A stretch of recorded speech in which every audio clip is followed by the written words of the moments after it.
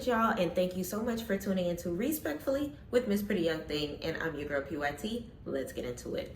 Y'all, I am super excited for today's review. As you saw from the cover, today we are reviewing none other than an original by Lamage Co-Productions. Y'all, this is a show that is on YouTube. Go ahead and click that link so that you can go ahead and tune in by a good friend of mine who is also on the cast. His name is Jamal Morrison. Big shout out to you. Kudos to you. Y'all make sure that y'all subscribe to his channel and don't forget to like, comment, and subscribe to this video. I am going to go ahead and do an amazing review today, because the name of the show that he has is called Surviving 305. So it's basically about the gist of a bunch of entrepreneurs, business owners, and people that are on the come up in none other than the 305, baby. Miami-Dade County, where I am from, born and raised. You already know the vibe. So I was super excited to see that what was going on. So as you can see, of course, we're in my bathroom, which means we're going to be the face, baby. So in the meantime, if y'all could please do me a favor, go ahead and like this video. Please comment, let me know what you think about the gist. Go ahead and check out the season for yourself. We are currently in season 2, which is why I binge watched season 1, which it was totally worth it. And of course, please be sure to subscribe to my channel and check out everything else I got in store, okay? So let's go ahead and begin. I already have a clean palette. We will be doing the hair, and we will be going on to run the rest of my errands for the day, okay? So first, before I get into what happened in the season, I'm gonna start with the cast and kind of sort of roll it out like that. So the first cast member I want to start off with, of course, is my baby, my bookie butt, Lamage, okay? So Jamal, the name of his company is Lamage. I know him as one of the best fashion designers living right now, okay? He is super amazing. He taught himself how to sew. Him and I go way back to college days, and I am super proud of him. I'm super proud of everything that he has accomplished as far as production, as far as fashion, as far as networking, as far as life as a whole. So he is on the show. He's playing himself, of course. They're all playing themselves because it's reality TV. And he is basically putting a cast together, and he is the EP, executive producer, and he's gathering this beautiful cast. And in the midst of him gathering this beautiful cast, getting all of these wonderful people together, he has his own fair share of drama. So a little bit of the drama that he has, he talks about his business. He has since kind of sort of not really been on the fashion scene as far as prom dresses and gowns, which is what I know him from, but he's still working out of our college, Florida International University, and continuing to brand the modeling troupe that I was a member of, Eclipse Fashion Society. So it looks like Eclipse Fashion Society has branded into House of Eclipse, as well as other organizations that Jamal, aka Lamage, has since come up with. So kudos to him.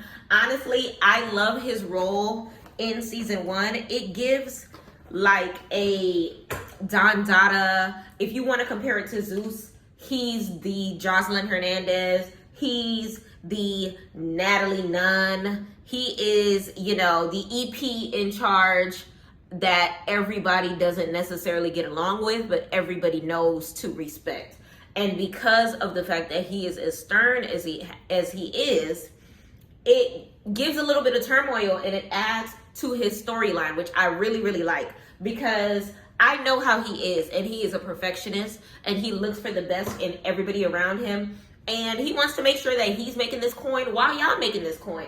So I understood his storyline to the T. Ooh, I almost spilled this. I just find it really crazy that they were kind of sort of not as appreciative as they could have of this opportunity. So I can't wait to go ahead and start season 2 to see how it kind of sort of escalates and continues from here. So I will be tuning in, and I hope y'all will too. So we're gonna go on to the next person on the cast. All right. So, of course, like I said, the first one I wanted to go over was Jamal. The next one I want to go over is Knick Knack. Y'all, so Knick Knack, he is a young buck. I want to say that he was born and raised in Miami as well. I don't remember. He is older. He would not tell us his age, honey. He said a real bad bitch does not reveal their age, and don't. Hello. So he is a pretty young thing, just like yours truly.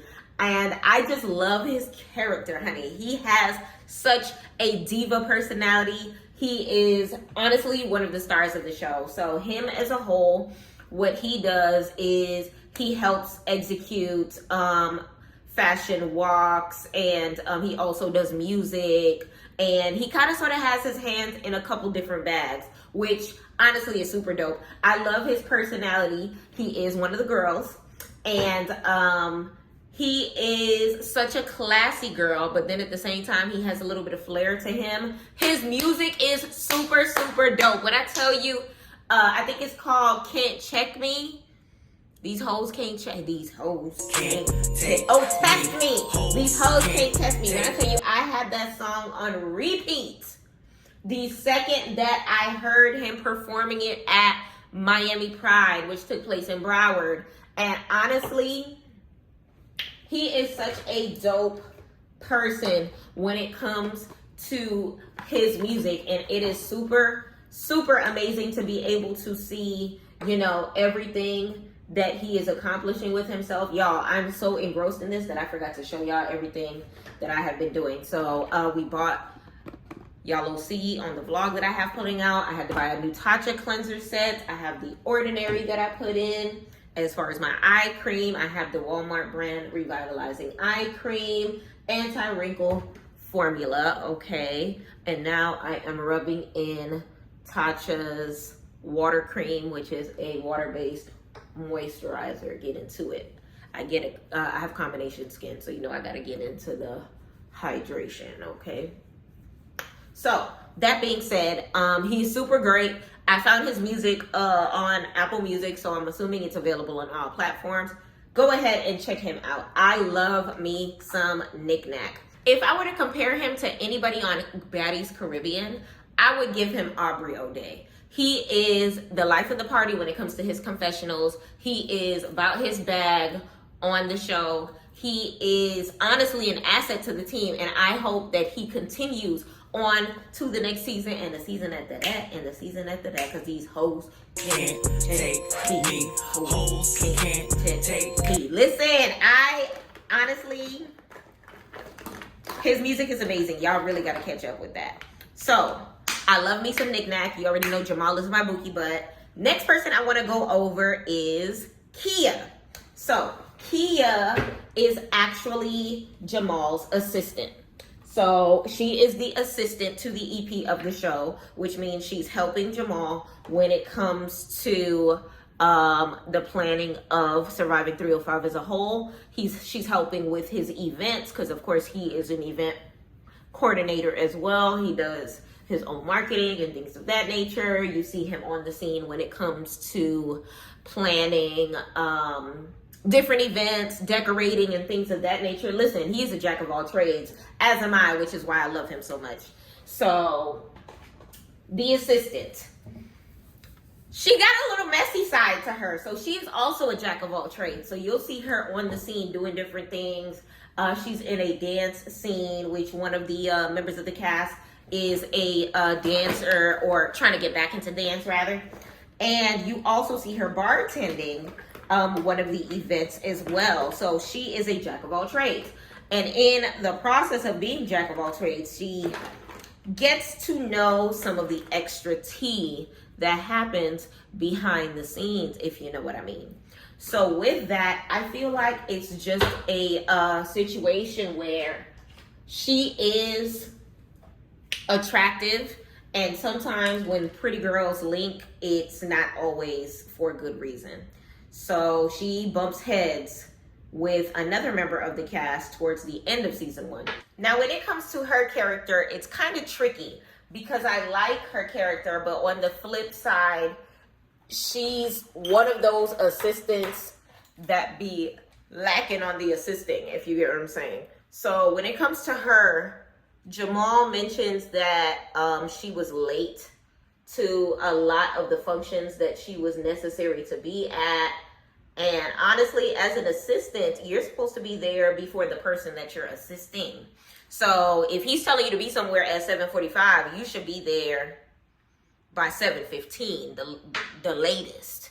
You get what I'm saying? Because at the end of the day, you should be there to take note. You should be there to lend a helping hand. You should be there to be the liaison between your client, i.e. your boss, and, whatever circumstance that he has you at. So apparently she was late to a lot of functions that she was supposed to be at. So I don't even know whether or not she's going to be a member of the season 2 cast. Get your stuff together, ma'am, because if Jamal is still in the position that I know him as of 10 years ago when we were in college, I'm kind of saying my age. Scratch that. But either or, if Jamal is as busy of a bee as I know he is, you being late is not a good thing. And if you still want a job to season 2, 3, 4, 5, and beyond, I'm gonna need for you to set an alarm and hit the road when he needs you to, okay? So get it together, because you don't want to say that you was his former assistant by the time he blows up. All right, sis? Get it together. But all in all, I like her character because she definitely adds volume as the season kind of continues as far as the storyline goes. But we're going to get a little more into that in a second. Next character I want to get into is Blue.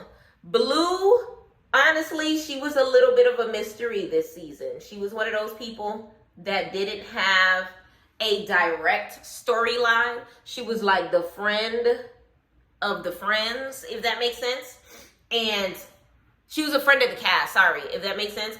But she was a part of the main cast. She just didn't have a set direction. At least I didn't see it until towards the end of the season. So they said at the beginning that she did music.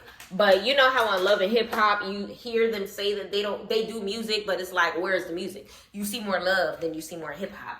And I feel like that was the circumstance that I was seeing with her. It wasn't that, and honestly, to make it even worse, you didn't see no love or no hip hop with her. You didn't see no entrepreneurship with her. You didn't really see anything. She kind of sort of held the position as the friend of another character. And I didn't like that because I didn't get to know her character until like, I want to say episode 5 or 6, when her confessionals started hitting, and then towards like 7 and 8 is when they started working on the official track for Surviving 305. And respectfully, she can rap.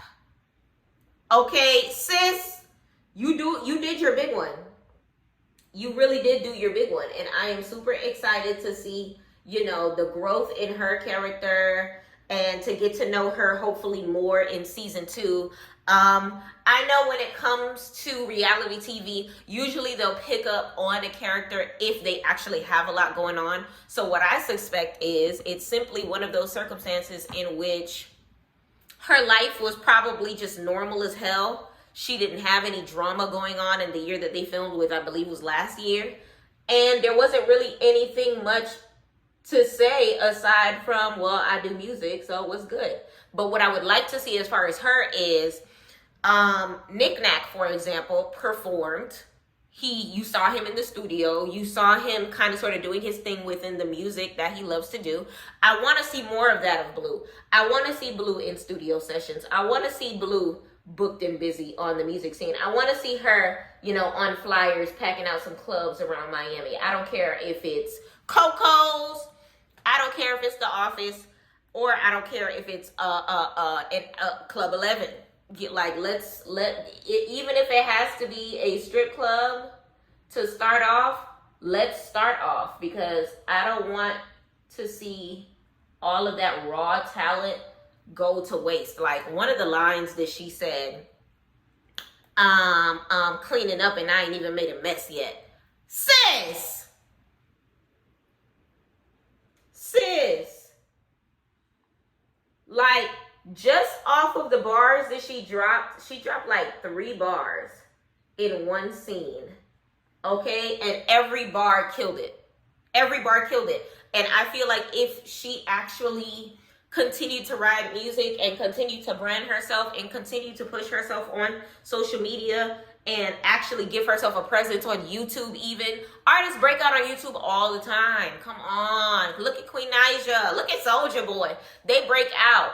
And you're more talented than Soulja Boy, in my opinion.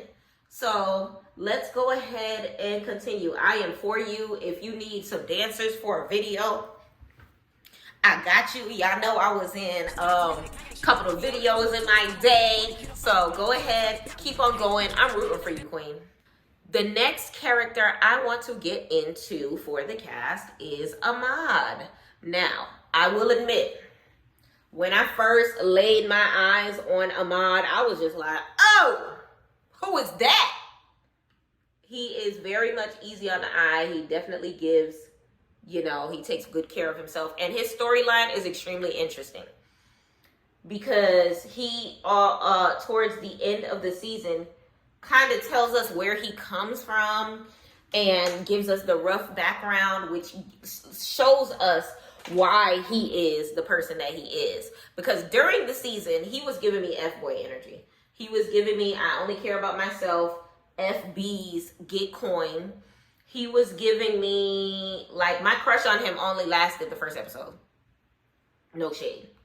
But by the time I got to know him and where he came from towards the end of the episode, when he talked to us about his family issues, when he talked to us about, his upbringing and growing up in the system and, being a product of his environment and wanting better for himself, I liked his character way more towards the end of the season. Like, during the season, I just saw him as an F-boy, especially in one particular episode, but we gonna get to that. And I just feel like altogether, I would have wanted more of him to kind of sort of start off. But I definitely say, as far as the realm of love and hip hop goes, he gave like business at the beginning, then went into the personal towards the end of the season. So there was an evolution as far as his timeline goes. He started off one way, and then you saw him growing into somebody that you could love as a character, because now you get the origin story towards the end. So with that, it's one of those things where it's just like, you're an okay guy. You're an okay guy. Because at the very beginning, I was just like, okay, he kind of fine. Then it turned into, you feeling yourself way too much. Calm down, shorty. And then it turned into, you know what? I see why you're the way you are, and I accept you for who you are. So we're going to get more into that later. So the next character that I want to get into is Keisha. So Keisha was one of those breakout stars to me who came in the middle of the season. So, those that come like, and they seem to have it all together, but don't really have it all together, but know how to get it all together, but life is just falling apart. She's one of those. Like, if you met her and heard the way she talks and watched the way she walks and sees how she carries herself, you would think this girl got it all together because of the way that she carries herself. But honestly, she was having a rough year last year. So she was in the middle of her getting into the Surviving 305 series. She was literally surviving 305. She was I want to say newly divorced. In the middle of, a custody battle, I guess you can say, within her and her businesses. A newly single mom of 2 boys. She ended up having to close her business, which I think was a smoothie shop in Broward, if I'm not mistaken. Not necessarily smoothie, but health food shop. It had smoothies, it had salads, it had a little bit of everything. She did say a lot of astounding, celebrities ate at her joint and, partook in her menu and things of that nature. So you would have thought that she'd be a little more established, but the business crumbled under her feet, unfortunately. And I feel like, you know, her non-lasting relationship was the cause of it. Sometimes, you know, you're going through so much that you don't realize that you're distracted. She mentioned that, you know, she told herself that if it came to a point in time where she did not have enough to pay a bill, that she would let the business go. And indeed, she did do that. And I felt bad because at the end of the day, you know, being an entrepreneur myself, I do understand, you know, watching the world crumble around you and you having to keep it together for the sake of the people around you. Because you could tell she was the leader of her family when it comes to, you know, her kids, when it comes to her mom, when it comes to whatever sibling she may have. I don't know if she's an older child, but she gives older child energy. And she exudes responsibility. And you could tell, you know, she holds up a good front for the people, but then she probably breaks down behind closed doors. She's very strong. And she got a little bit of snickness to her. I think she might have went through a whole phase when she got out of her relationship with her husband. I don't know. We're going to get to know her a little more, hopefully, next season if she, you know, chooses to return, which I hope she does, because she was a little funny. She was a little slick mouth. And there was so much more to her. And I feel like she's like an onion. Like, you got to peel her layers slowly. And I feel like we barely grazed the surface of her. So I really hope to see more of her in the second season. And the last person that we have to talk about today is none other than the Don Dada, Vernisha. All right. So I saved Vernisha for last because I feel like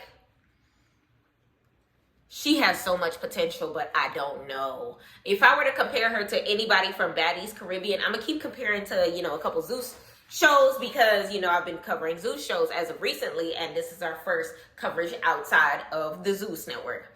So if I could compare her to anybody of Zeus, I would compare her to E.T.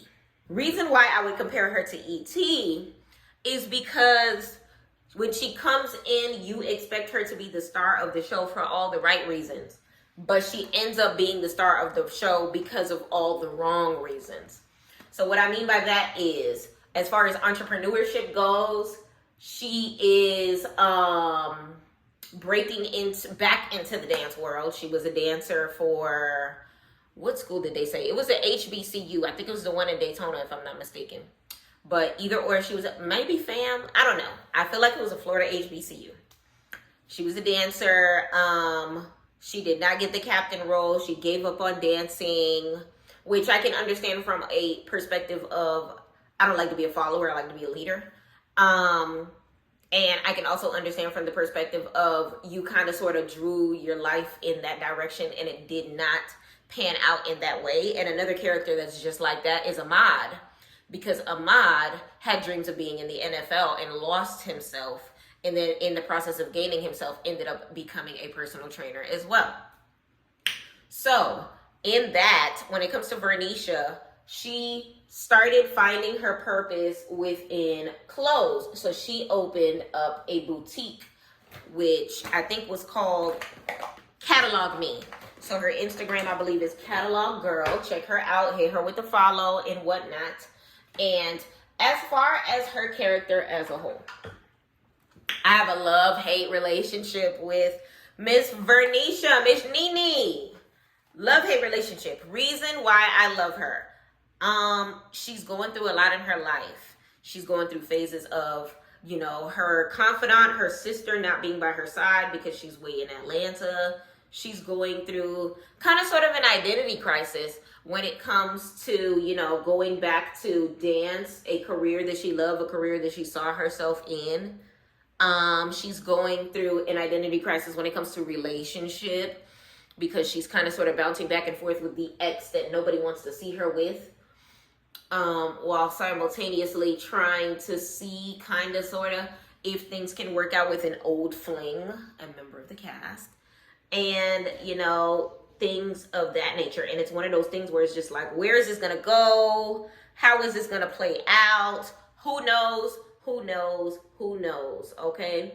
So, I see potential in her. Now, I said I had a love-hate. Let's go into the hate.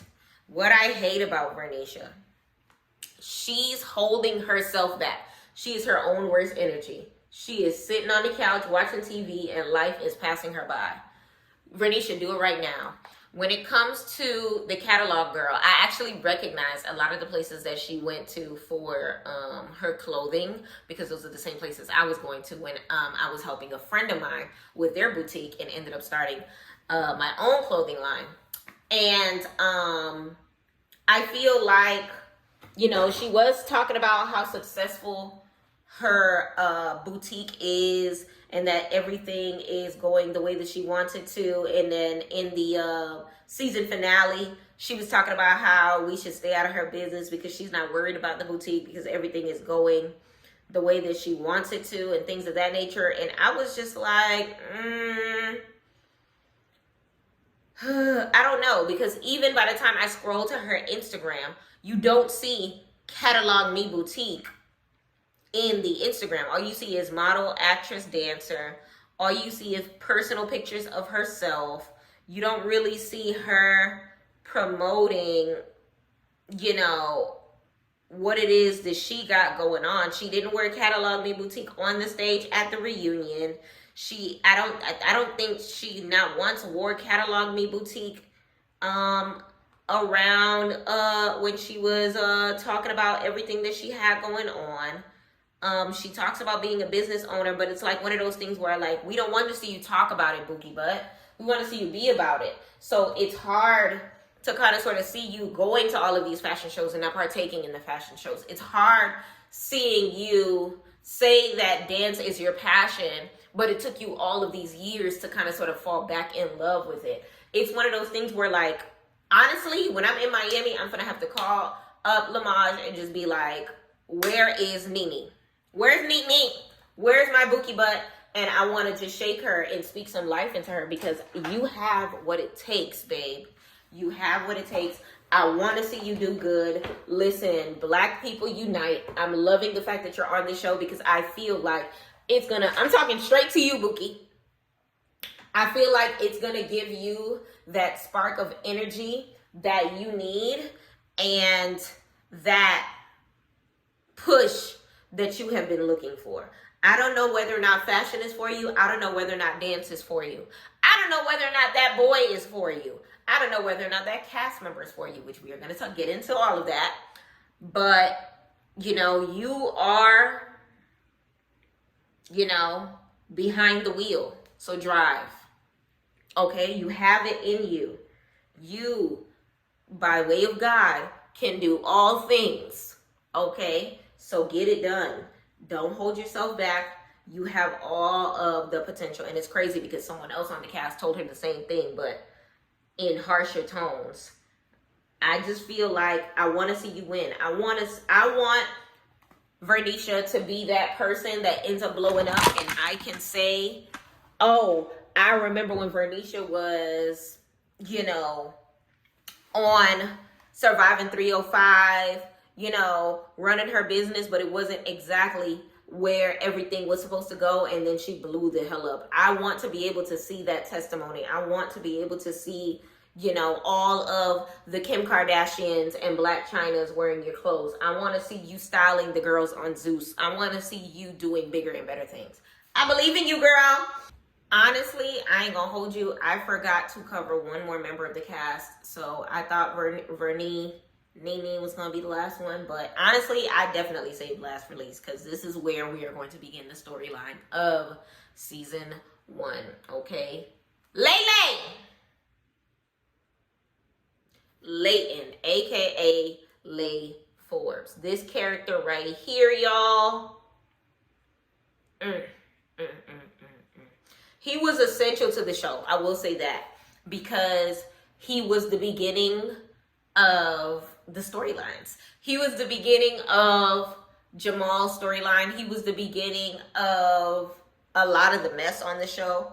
He was the beginning of so many different outlying circumstances within the character setting plot of the season. And I have some mixed reviews when it comes to him as well. So When it comes to Mr. Layton, he is born and raised in New York. He is he starts off his first episode, you see him as the love interest, if you may, of Jamal, my bookie. And he also, they're both single, by the way, but they met on social media. They met on a dating app. Let's just say Hinge or something. I don't know. And they both were, it's complicated between them at the beginning. But then during the middle of the season, he tells Jamal that he doesn't want anything serious and that he's doing his own thing. But we all have that person that's on our line that doesn't want anything with us, that wants the benefits. They want to be friends with benefits. They want to be able to have their cake and eat it too. They want to be able to not claim you, but put you to bed, if you know what I'm saying. And he's that to Jamal. He keeps stringing this man along, and he keeps not understanding how he is stringing this man along. Like, there's this one scene where Jamal is minding his business in a Party City store trying to get ready for his next event. And this man has the audacity to tell him that he's going to get into corn with a P. And is like, Jamal says something like, oh, don't nobody want to see you, see your stuff out there. And he was just like, you don't even know what I fully look like it, or whatever the case may be. I don't know. He's too flirtatious as far as a man that doesn't want anything to do with what Jamal got going on. I don't know. It's like, it's giving shut the hell up. Because what you're saying and what you're doing are two different things. What you're saying is, I don't want to be with you. What you're doing is stringing my friend along. And I took that personally, because you can tell throughout the course of the season that he was hurting Jamal's feelings, as far as, like, it was kind of toxic. Not even kind of toxic. Like, for example, towards the end of the season, he's a music artist. Jamal helps him plan his first album release party. It was his first time doing a compilation of music rather than single after single after single, and Jamal helps him with the album release. Imagine a man who does not have a car asking for you to drive him all across Miami. Miami is a big place. They say he lives far as hell. Let's pretend he lives in Homestead. Okay. And I'm dragging you from Homestead to North Miami Beach to get a whole bunch of stuff together for an event that's going to be in Fort Lauderdale. We're wasting gas. We're all over the place. There's a lot going on. That's what I pictured in my head. Just for him to be an ungrateful punt with a C. Okay. And sit there and act crazy when it comes to Jamal. The reason being is Jamal has a friend, okay? And his friend, Layton, ends up being interested in. So imagine you and I used to mess around. We don't mess around no more. You see my friend. You see my friend is attractive, and you say, hey, put me down with your friend. That's my friend. We kind of have a history. So you can do that if you want, but I'm warning you, I'm not going to view you the same way anymore if you do. You still try to toe the line. I, at that point, have every right to look at you crazy. And in that, I feel like Jamal had every right to look at him crazy. Okay? So in that storyline, I feel like Layton was totally wrong, especially with how he chose to hurt Jamal's feelings, but then get mad when Jamal didn't give a dang about his feelings. Okay. He was saying that, you know, Jamal did a fake and phony move by the time he had his album release, by inviting the friend or whatever the case may be, when in fact Jamal didn't invite the friend. You did. But because the friend said, I might not be there, you didn't expect him. But when his work schedule cleared up and now he's there, Jamal knows he's there, you don't know he's there, but you invited him. I don't know. It was just mad stupid to me because it was one of those things where it's just like, sir, like, you invited him. Why are you breathing down my friend's neck? Okay? Yeah, I couldn't have been a part of that episode because I'd have been cussing people out in the middle of South Beach. So that is the breakout of Layton's character. It's kind of like, it's a coin toss for me. It's very up and down, but he is definitely essential to the flow of the season because he brings out Jamal's character. He brings out his good, he brings out his bad, he brings out his ugly, he brings out his sweet. Like, you can tell Jamal cares for this person, and you can also see that this Layton cares for Jamal, but he cares for him in what he says a friendly manner, but he also wants the benefits. He wants his cake, he wants to eat it too. He even asked Jamal to be his manager, which, Jamal, I hope you ain't take that job. That man is toxic. He's not for you. Okay? So it was a lot going on when it came to that character. Okay, my eyes are eyesing. Let's go ahead and put a little bit of color in there, shall we? So when it came to Vernisha's character, here's another reason why I am up and down with her. There's a particular scene in which they end up doing an event together as a cast. The event is successful. So now they're going to go celebrate at like a hookah lounge somewhere in Broward, or whatever the case may be. Maybe it was Palm Beach. I don't remember. They stopped by, like, to go get gas or whatever. And after they get gas, they hit the road. By the time they get to the club, Vernisha realizes that she left her wallet. Now, Vernisha did not drive. She hitched a ride with her love interest on the show. And her love interest is the one that I told y'all I thought was fine at the beginning, but then I quickly fell out of love with his character, but he's still cool to get to know by the name of Ahmad. So Vernisha and Ahmad apparently have a past, and they used to mess around or whatever the case may be, and by the time they could have and should have taken each other seriously, Vernisha basically leaves him for the local scammer. That's the best way to put it. That's how I saw the circumstance in which how they painted it out. Now, you can tell his feelings are hurt because when a man's feelings are hurt by a girl, he becomes petty. And he's extremely petty towards her. He calls her a city girl, but still continues to flirt with her. And, like, it's one of those circumstances where you could tell he's digging her. You could tell he wants to be with her, but he refuses to let go of the past. He refuses to put his guard down, and he refuses to take the fact that he took an L on her, and that now that her and that other gentleman did not work out, the door is open for them to be able to work out, and I feel like they can make each other better, but it's not gonna happen because they both hard-headed as hell. So back to what I was saying, they went to the club, and lo and behold, she lost her bag. Dolce & Gabbana purse. We know Dolce & Gabbana is not cheap. It is designer. The D and that G. It costs a couple K's to get it, okay? And when it comes to her character, she starts spazzing the hell out. So she is cussing everybody out in this scene, right?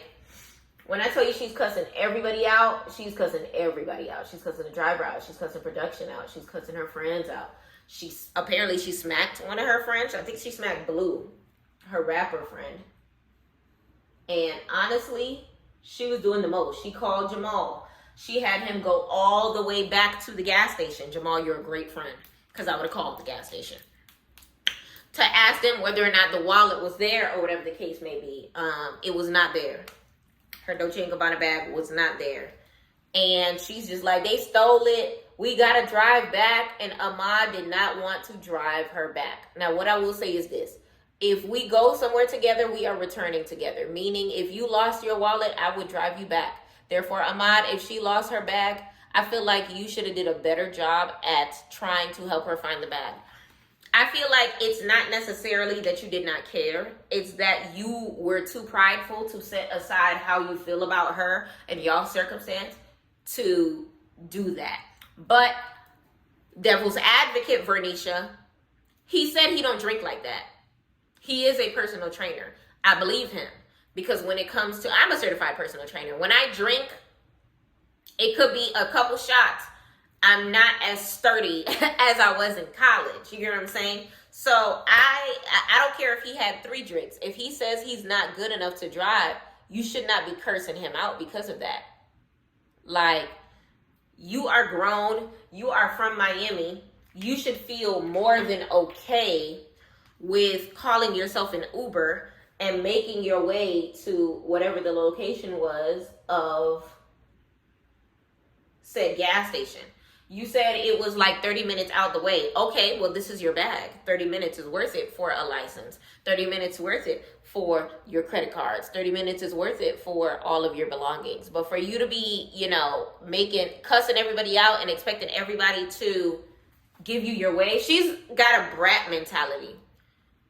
And it's like, what are you doing for everybody else for you to expect everybody else to just go out of their way for you? You know what I'm saying? And I'm not saying that, I'm not trying to say that in a bitchy way, but I'm going to say it in a bitchy way. Like, you was being an asshole. Like, they all had your back. They were all trying to help. Leighton was trying to be a little comedic relief so that you can calm down. Blue actually helped you look through the cars. And the funny thing about it is they ended up finding the bag in her best friend's ride. So had you stopped spazzing out and took the diligence to be able to look, that wouldn't have been a circumstance. All of those extra scenes wouldn't have been a situation. What else can I say?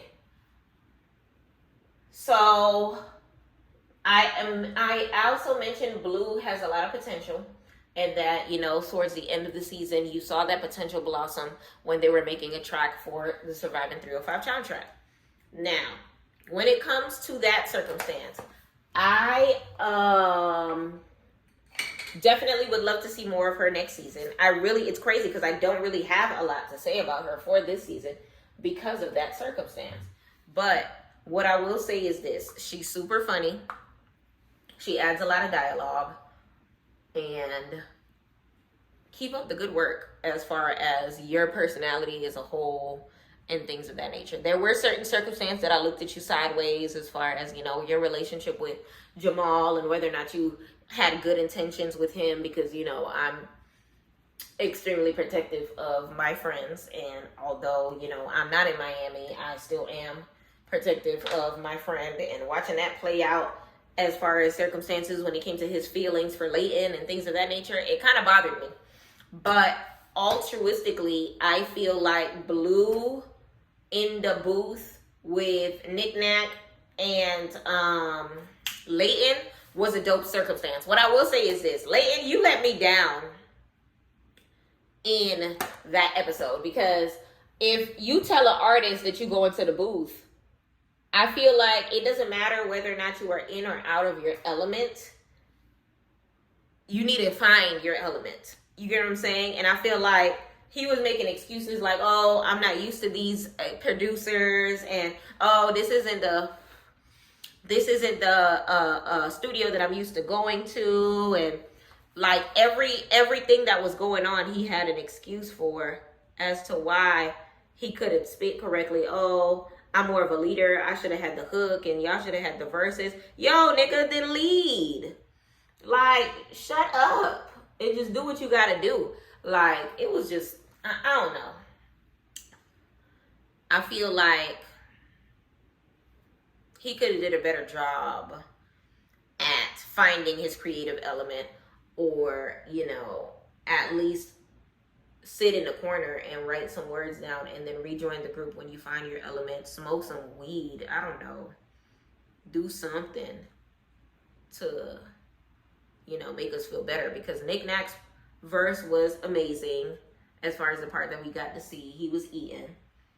Blue was definitely eating. It was giving 5-course meal. It was giving steak, lobster, surf and turf. And he was giving ramen.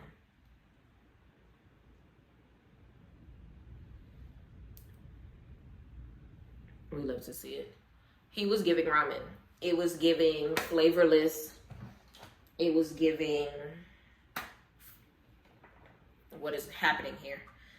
It was quite disappointing, especially if you came all the way from New York, drove at that, to try to make something of yourself in, you know, the Magic City. I feel like I would have expected more of you. You get what I'm saying? But I feel like I'm kind of triggered by him. I'm not even going to hold you, because I have a history when it comes to New York men. And listen, I dated a lot of New York exes, Brooklyn, Queens, there we go, Washington Heights.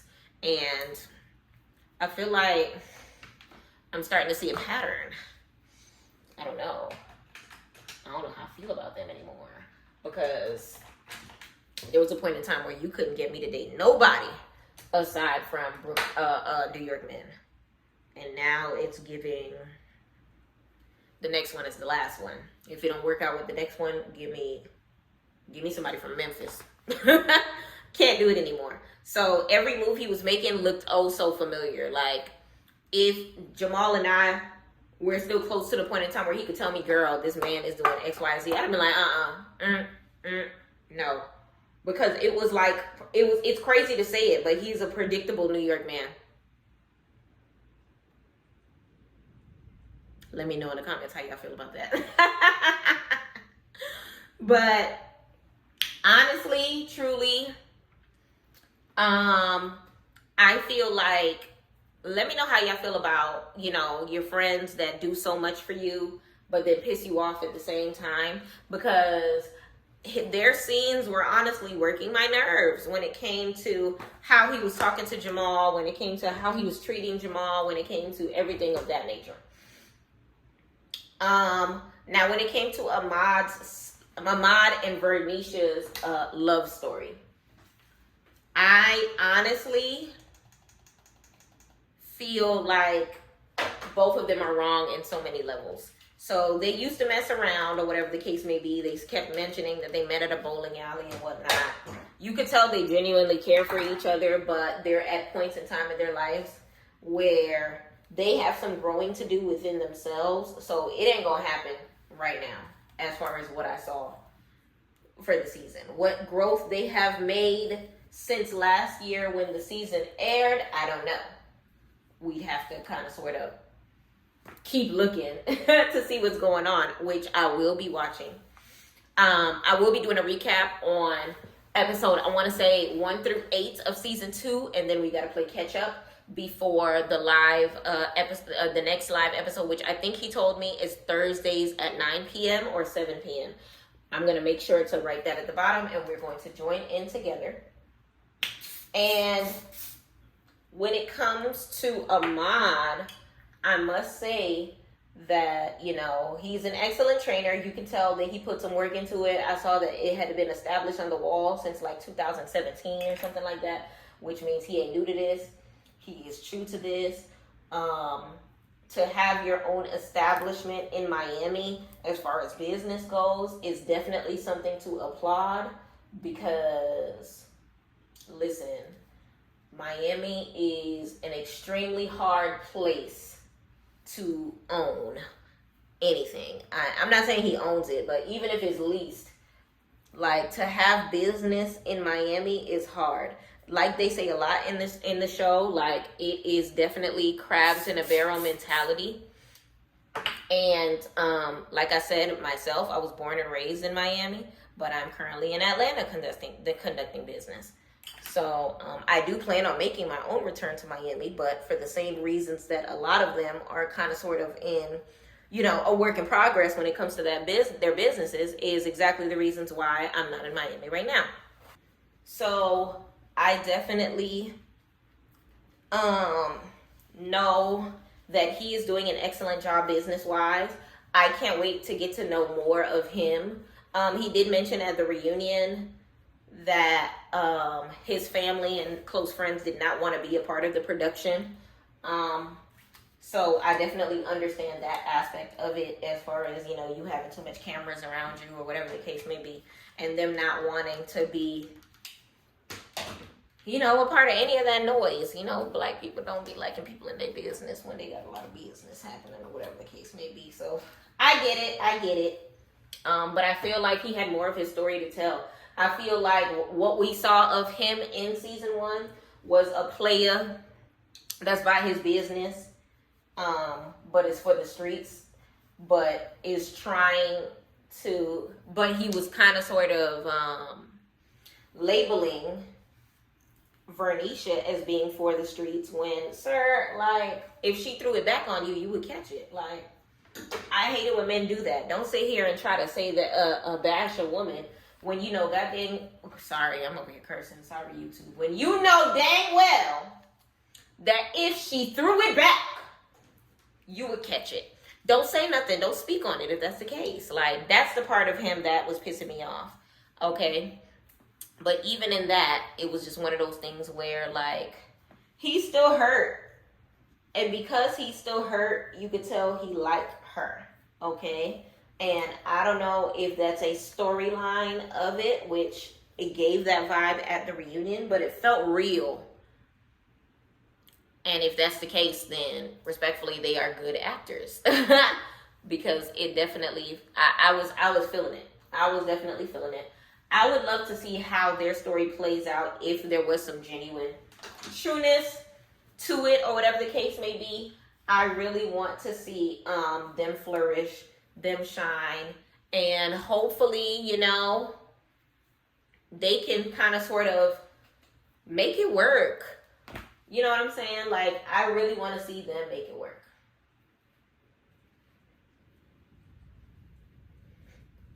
All right. What else do I have to say? Like I said, I love Nick Nack's character. He was definitely super dope. Kia's character was really funny because Vernisha, okay, so when it came to Vernisha, she was low-key. She had like soft beef with Keisha, but she had hard beef with Kia. Because with the show, it was more so classy. It was involving business people or whatever the case may be, but there was a fight scene on the last episode. So Keisha, we know during the season there's a hot and cold circumstance when it comes to Vernisha and Ahmad because of their past, them trying to figure out if they have a future. Turns out they probably won't. But Vernisha is still jealous that apparently something may or may not happen between him and Keisha, the health food owner, the health food shop owner, sorry.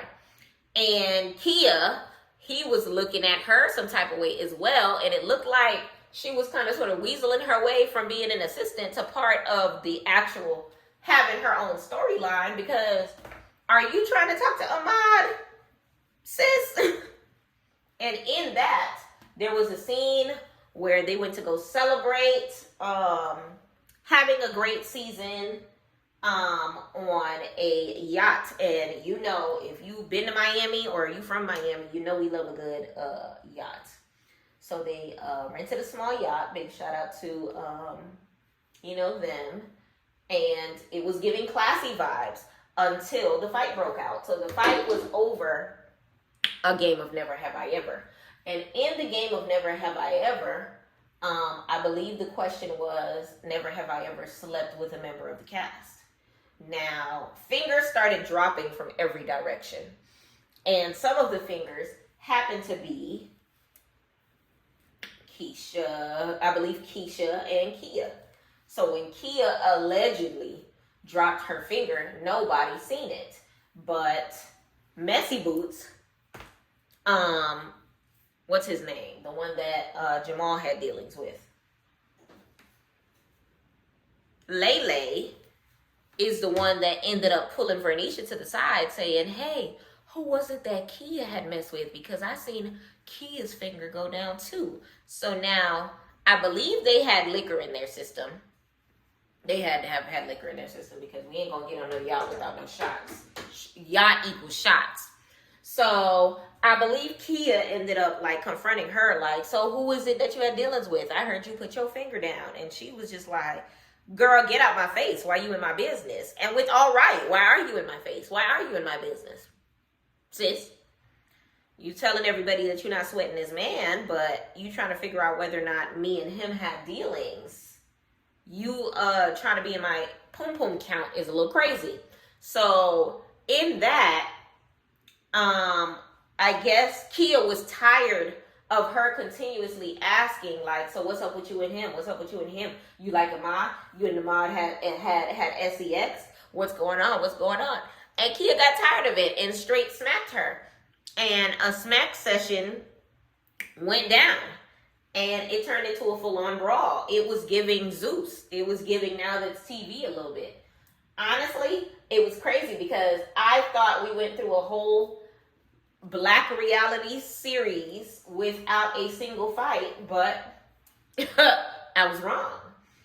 And it ended up being able to break up. It actually happened right before they got on land or whatever the case may be, and it continued off the boat. It was giving Suki, no, not Suki. It was giving Sapphire and Mariah Lynn on the last season of Baddies in Jamaica. It was giving boat ride and then fight. Okay. It was a little dramatic. And I do feel like Bernicia did the most. I do feel like Kia had every right to be upset. Why you keep asking me these questions? I do feel like they could have came to a better resolution than fighting. I do feel like it was messy as hell for Keisha to call him, by him I mean Ahmad, afterwards to be like, oh, you got girls over here fighting over you and things of that nature. That was a little messy. But all in all, it definitely added to, you know, a great ending to a season. It was like a part of the season finale, I want to say. And it ended up playing out so beautifully. Like, he wasn't even there for the boat ride, but everything played out. Now, what I will say is this. Like I said before, they treated Jamal like a Natalie Nunn for the show. I feel like throughout the course of the show, he was kept getting, like, what's the word I can say? Disrespect from different angles when it came to him providing them with an opportunity. We know that it was for free. We know that you were not getting paid for it, but then it's what you signed up for. Why sign if you weren't going to meet all of the stipulations? Like, if you can't put up with this type of contract, you definitely can't make it on a Zeus or a Now That's TV. You get what I'm saying? So I feel like, you know, as an unpaid independent contractor, you should have did a better job with communication with the executive producer. I said what I said. Now, I hated the fact that they kept giving him slack about it. I hate the fact that, you know, they were poor with communication from what I saw and all of that. But I feel like that's just me standing up for my friend. I love you, Jamal. And I definitely feel like it all in all played out to a wonderful season.